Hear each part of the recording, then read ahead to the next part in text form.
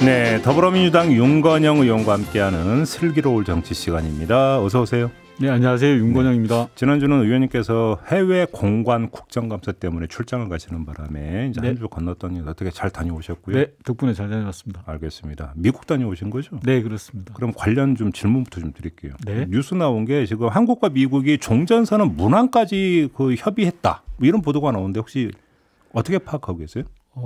어제 국정감사에서 외교부 장관에게 여러 의원들이 질문을 했는데 대단히 조심스럽게 답변을 하더라고요. 네. 그리고 제가 미국 출장길에 들었던 여러 소식통들로부터 들은 이야기도 있는데 네.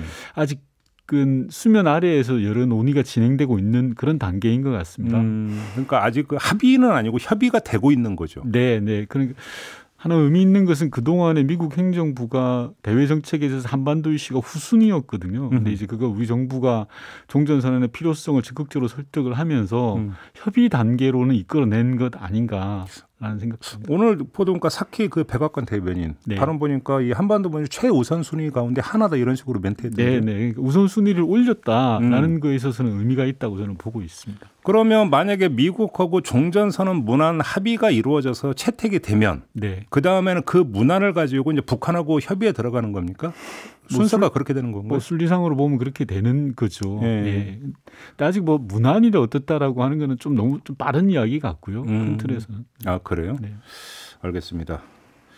오늘 사실은 근데 이제 그 전국적인 관심사는 누리호거든요. 네, 네. 제가 이 말씀을 SLB 이름을 여쭤봐야 되는데 그럼 좀 미루고 예. 누리호 발사가 있는데 제가 이 이야기를 꺼내는 게 일전에 이제 그 한미 간의 사거리 협정 개정을 맞습니다. 했을 때 네네. 의원님께서 이제 이 의미 부여를 어떻게 했냐면 우리 우주 로켓 그 기술 개발에 상당한 박차를 가할 수 있다는 취지로 말씀을 하셨고 네네. 그게 사실 누리호고 연결이 되는 거죠. 맞습니다. 어떻게 봐야 되는 겁니까? 지난 5월 달에 한미 정상회담에서 의미 있는 성과들을 거두었는데 그 부분에 하나가 방금 말씀하신 미사일 사거리 지침을 해제한 겁니다. 수십 년 동안 대한민국은 온전하게 미사일을 발사할 수 없었습니다. 네. 우선 사거리에 관한 문제, 탄두에 관한 문제가 걸려 있었는데요.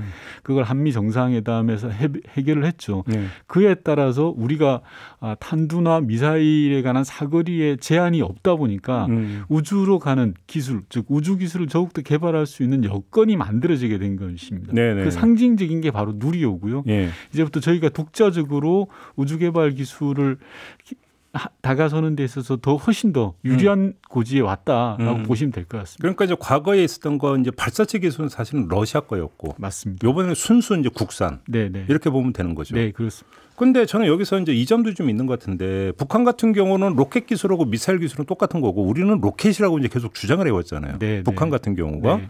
근데 우리가 이제 누리호를 이제 발사를 하고 성공을 하게 되면 네.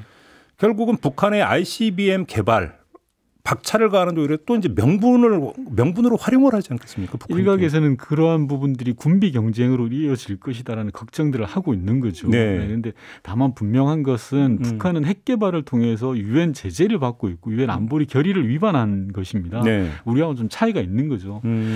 그럼에도 불구하고 북한은 계속 자위권적인 조치다. 네. 당신들은 하는데 왜 우리 보고 못하게 하냐. 네. 이중 기준을 없애라라고 하면서 미국을 압박을 하고 있는 거죠. 하지만 한반도의 군사적 긴장이 격화되는 것은 온당치 못하다고 생각을 하고요. 평화적으로 관리에 들어가야 된다라는 생각이 듭니다. 그러니까 바로 당신들 하면서 왜 우리 보고 뭐라고 하느냐가 네.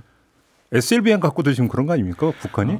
북한이 어제인가 그제 SLBM을 발사를 했다고 하죠. 이제 그런 부분들이 저희가 세계에서 7번째로 SLBM을 성공했지 않습니까? 이제 앞서도 말씀드렸지만 이런 것들이 한반도의 군사적 긴장 격화, 군비 경쟁으로 나아가서는 안 된다라는 말씀을 좀 드리고 싶습니다. 근데 그 일전에는 사실은 북한이 완전한 SLBM 개발까지는 가지 않은 것 같다고 진단하신 바가 있는데 제 개인적 견해를 전제로 바지선에서 발사를 한 겁니다. SLBM이 온전하게 완성이 되려면 수심 깊은 곳에서 잠수함에서 발사되는 게 SLBM인데요. 근데 이번 건 어떻게 보세요?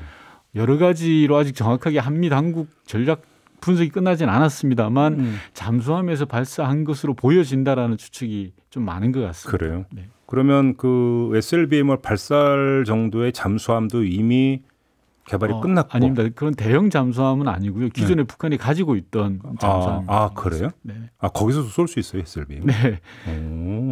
다만 그러면 이제 SLBM 자체는 개발은 거의 완료된 거라도 볼 수 있겠다 이런 이야기가 되는 건가요? 그런 걸 과시하려고 하고 있는데 좀 더 분석을 해봐야죠. 정확한 건. 그래요? 네. 그러면 이것이 만약에 정말로 개발이 완료가 됐다고 치고 실전 배치에 들어가면 한반도는 또 어떻게 바뀌는 겁니까?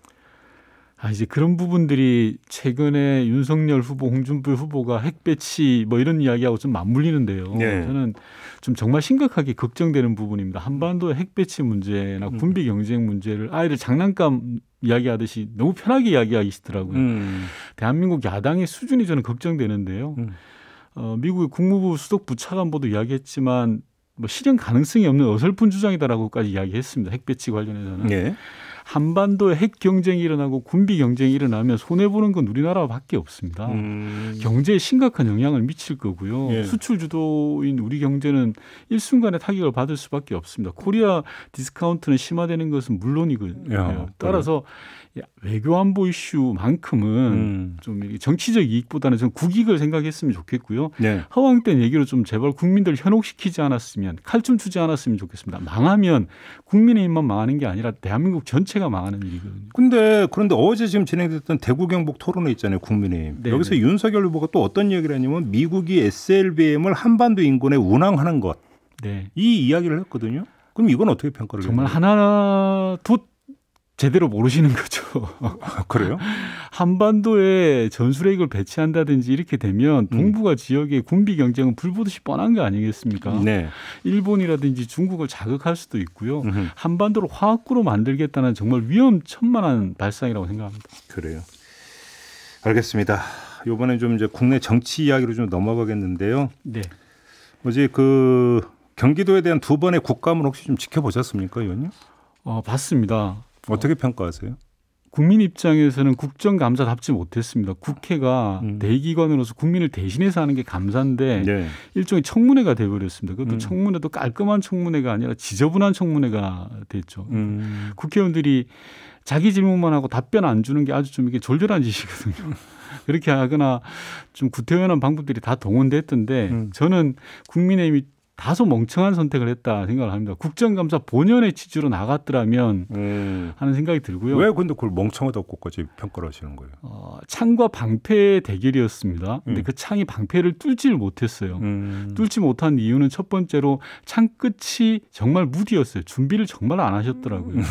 두 번째는 그 창이 자해 행위를 할 정도였습니다. 조폭 연루설 같은 경우는 예. 국민들의 비웃음을 샀죠. 세 예. 번째는 전략이 부재했는데 이재명 후보에 대한 네거티브로는 전 대선을 이길 수 없다고 생각합니다. 국민의힘은. 이번 대선은 저는 네거티브를 적게 하는 사람이 이길 거다라는 생각이 드는데 국정감사를 네거티브의 장으로 만들어버리는 것 자체가 전략의 실패 아닌가라는 생각이 듭니다. 알겠습니다. 아무튼 민주당이 경선이 진행되는 도중에는 의원님은 엄정 중립을 선언을 하셨는데 네. 경선은 끝났고 후보는 선출이 됐습니다. 네. 이제 남은 절차는 당 차원의 선대위를 꾸리는 거 아니겠습니까? 네, 그렇습니다. 혹시 선대위를 꾸리면 거기에는 합류를 하실 겁니까? 당연히 뭐 요청이 있으면 전 적극적으로 검토를 해야 되고요. 제 네. 역할이 필요하다면 예. 그러면 예를 들어서 이제 그 청와대 출신 의원님들 있잖아요. 네. 그분들하고 이제 그 지금 생각은 공유하고 있는 생각이신 거고요. 뭐 다르지 않을 거라고 생각합니다. 확인은 못 해봤지만. 네. 그렇죠. 이건 이제 특정 어떤 한 인물이 아닌 당 차원의 문제가 되는 거니까. 네, 뭐 이렇게. 그렇습니다. 송영길 대표가 이재명 후보가 되는 것 자체가 정권 교체다라는 취지의 발언을 했는데 이건 어떻게 평가하십니까? 뭐 조금 다소 해석의 결이 좀 다르다고 생각을 하는데요. 물론 개선과 혁신의 관점에서 이야기하셨을 거라고 이해하고 싶습니다. 네, 어제 그렇게 설명을 하더라고요. 이해할 수 있습니다만 분명한 건 정권 교체냐 정권 계승이냐 뭐 재창출이냐라는 문제는 좀 엄연히 다른 문제라고 생각을 합니다. 아 그래요? 네. 좀 약간 그럼 좀 나간 발언이다 이렇게 보시는 겁니까? 생각의 정도에 따라서는 그럴 수 있는데요. 네, 네. 그래요. 알겠습니다. 윤석열 후보가 전두환 씨 관련 발언한 거 있잖아요. 네. 어떻게 된가 들으셨어요? 저는 우리 일부 기득권 세력의 이 군부 독재에 대한 천박한 인식이 아닌가 싶습니다. 예를 들면 이완용은 탁월한 문장가요 행정가다라는 거하고 다를 게 하나도 없는. 예. 지도자는 수단과 방법을 가리지 않아야 된다라는 그런 인식조차도 저는 좀 겁이 나더라고요. 우리 기득권 중에 일부겠지만 그런 생각을 갖고 있다는 것 자체가 대단히 좀 심각한 문제다라는 생각이 그런데 들고요. 윤석열 후보가 어제 했던 것은 국민 민생을 좋게 한다면이라는 단서를 달았잖아요. 아니 뭐 이완용은 그런 말 안 했겠습니까? 그리고 저는 또 정치 지도자는 중요하게는 일관성이 있어야 된다고 생각하는데요. 네. 손바닥에 왕자 새겼다가 며칠 있다가 성경책 들고 교회 가는 모습이나 광주 5.18 무역에 가서 눈물을 보이고 반성하다가 부산 가서는 전두환을 찬양하는 거나 냉온탕을 왔다 갔다 해서는 안 된다고 생각합니다. 오락가락해서는. 예. 근데 이제 그런 모습들이 어떻게 보면 권력을 향한 일종의 본성, 박지와도 같은 그런 본성 아닌가. 유리하다 싶으면 이리 가고 저리 가고 하는 그런 모습들이다. 그래서 좀 참담한 그런 생각도 듭니다. 그럼 쉽게 하면 대통령이 되어서 민생을 위해서라면 수단 방법을 가리지 않아야 된다는 취지가 아니라 네. 대통령이 되기 위해서 수단 방법을 안 가리고 있다. 맞습니다. 이런 말씀이십니까? 예, 예. 저는 뭐 정치인이 내상과 외상을 입을 수 있다고 생각합니다. 겉으로 보이는 상처는 외상이죠. 예. 시간 지나면 낫는데요. 예. 이번 윤석열 후보의 광주 발언, 이 전두환 씨 관련된 발언은 심각한 내상입니다. 중도층에게 전 돌이킬 수 없는 그런 상처를 줬다라고 생각합니다. 그렇게 보시는 거고요. 네. 알겠습니다. 지금 이낙연 전 대표의 선대위 합류 문제는 지금 어떻게 전망을 하세요? 그리고 어떻게 해야 된다고 생각을 하세요? 이재명 후보 측에서 경선 과정에서 떨어지셨던 상대 후보들을 저는 보듬어 안아야 된다고 생각을 합니다. 이번 대선은 정말 박빙 선거이기 때문에요. 네. 진보개혁 진영이 가질 수 있는 모든 자원들을 총동원해야 된다고 생각하고 그래야지만이 기계적 결합이 아니라 화학적 결합이 가능한데 화학적 결합을 위해서라도 사람의 마음을 얻어야 됩니다. 네. 한 번이 아니라 두 번, 세 번, 10번, 20번 만나서라도 마음을 얻는 게 중요하다고 생각합니다. 근데 솔직히 좀 감정적 앙금이 아직 남아있는 것 같은데. 당연히 있을 수밖에 없죠. 경선이라는 과정을 거치면서. 예. 그래서 그러한 과정에서 나타난 앙금들을 풀어가는 과정들이 저는 절대적으로 필요하다고 생각합니다. 근데 이제 사실 이제 우리가 이제 흔히 뭐 올리는 개파라고 하는 거 있잖아요. 네. 개파라고 하는 것들이 만들어지는 결정적 계기가 사실은 당내 경선 과정이잖아요. 뭐 그것도 하나의 과정이죠. 요번에 어쨌든 그런 우려는 좀 기우라고 보십니까? 지금부터 잘해 나가면 그게 기후가 될 것이고요. 네. 지금부터 잘 못한다면 그게 그러한 개파 정치들이 굳혀지는 안 좋은 계기가 되겠죠. 결국은 이제 어떻게 푸느냐가 네, 문제다. 그렇습니다. 그러면 이재명 후보가 먼저 손을 내밀어야 된다. 당연합니다. 승자니까요. 그렇게 하나만 더 여쭙고 마무리할게요. 엊그저께 그 뉴스가 나왔던데 그 대선이 끝날 때까지 고위 당정청 회의를 그러니까 중단한다라고 하는 뉴스가 나왔거든요. 그러니까 네. 청와대의 선거 중립이나 이런 차원에서 이거 어떻게 봐야 되는 겁니까? 뭐 저는 충분히 선택 가능한 이야기라고 생각을 하고요. 예. 청와대 입장에서는 대선에 이게 정치적으로 개입되지 않는 걸 선택하는 거라고 생각을 하고 당도 그런 부분들에 대해서는 큰 틀에서는 동의가 가능하다고 생각을 합니다. 그래요. 네. 그렇게 놓고 본다면 그런 기조라고 한다면 이재명 후보가 지금 문재인 정부의 국정 기조와는 다른 그러니까 그 정책 공약을 가고 그걸 또 주장할 수도 있다는 이야기로도 연결이 되는 거 아니겠습니까? 문재인 정부는 정당 정부입니다. 네. 민주당과 함께 만들어진 정부이고요. 이재명 정부가 만약에 출범을 한다 해도 그건 네. 정당 정부입니다. 예. 민주당과 같이 가는 정부이기 때문에 그 속에서 연속성이 있고 함께하는 것은 있다고 생각을 합니다. 여기서 아주 미묘한 지점이 좀 나오는 것 같은데 그러면 그게 이제 송영길 대표의 정권 교체 발언 오고 약간 좀 맞물리는 지금 미묘한 부분이 좀 있는 것 같습니다. 예. 알겠습니다. 네. 이렇게 마무리하죠. 더불어민주당 윤건영 의원과 함께했습니다. 고맙습니다. 고맙습니다.